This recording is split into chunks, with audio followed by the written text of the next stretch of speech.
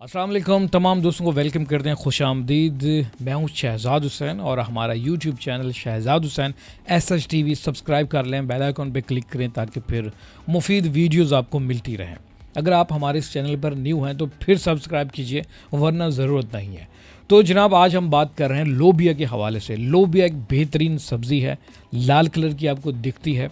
वैसे भी कहा जाता है कि जनाब अगर जिसके पास गोश्त ख़रीदने के पैसे नहीं हो तो वो लोबिया ही इस्तेमाल कर सकता है। लोबिया गरीबों का गोश्त भी कहा जाता है। माहिरीन लोबिया के बारे में क्या कहते हैं? अक्सर डॉक्टर हजरात भी ये तजवीज़ कर रहे होते हैं कि आप लोबिया का इस्तेमाल रूटीन के मुताबिक यानी कि रोज़मर्रा की ज़िंदगी में इसका इस्तेमाल लाजमी कर लें।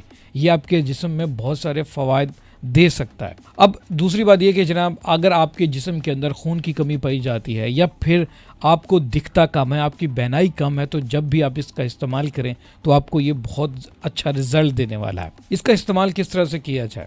खाने के मुख्तलिफ तरीक़ेकार हैं, जिसमें सबसे पहले आप इसे सूप के तौर पे इस्तेमाल कर सकते हैं। मसलन पानी के अंदर आप इसे उबाल कर और उस पानी को भी पी जाएं और बहुत मज़े का लगता है।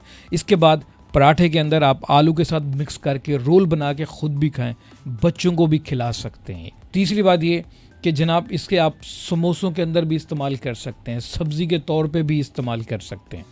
3-4 तरीक़ेकार हैं और इसका मुख्तलिफ पैटर्न आप बदल कर खा सकते हैं, जिससे आपको ज़रूर फ़ायदा हासिल होगा।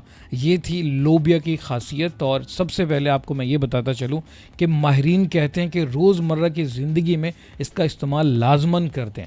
हर सब्ज़ी के अंदर इसको पकाना शुरू कर दें ताकि आपको इधर उधर की बीमारियां टच ना कर सकें। ये तो थी लोबिया की खासियत और उम्मीद करता हूँ कि आज की वीडियो आपको अच्छी लगी होगी। और मेरी तरफ से अल्लाह हाफ़िज़। जाते जाते हमारे चैनल को ज़रूर सब्सक्राइब करके जाइएगा। मिलते हैं फिर नेक्स्ट वीडियोज़ में।